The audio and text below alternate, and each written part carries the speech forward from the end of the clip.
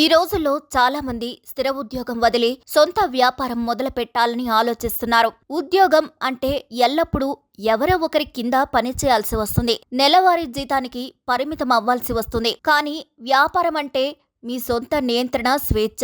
మీరు కష్టపడితే సాధారణ జీతం కంటే ఎక్కువ సంపాదన సాధించవచ్చు.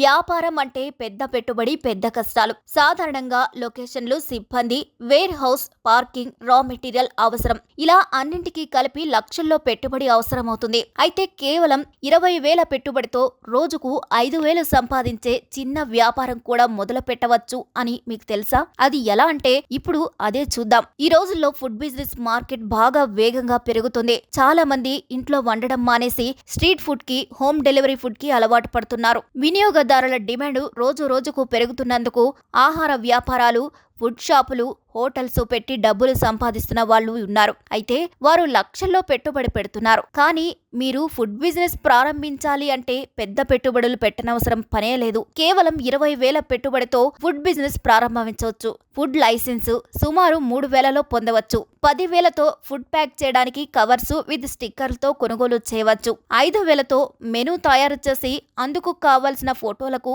డిజైన్ చేసి వాట్సాప్ లో షేర్ చేయాలి. దీనిని స్విగ్గీ లేదా జొమాటోలో పెట్టడం వల్ల ఆర్డర్లు వస్తుంటాయి. అయితే మిగతా 2,000తో ప్రమోషన్ చేసుకోవడం వల్ల మరిన్ని ఆర్డర్లు పెరిగే అవకాశం ఉంది.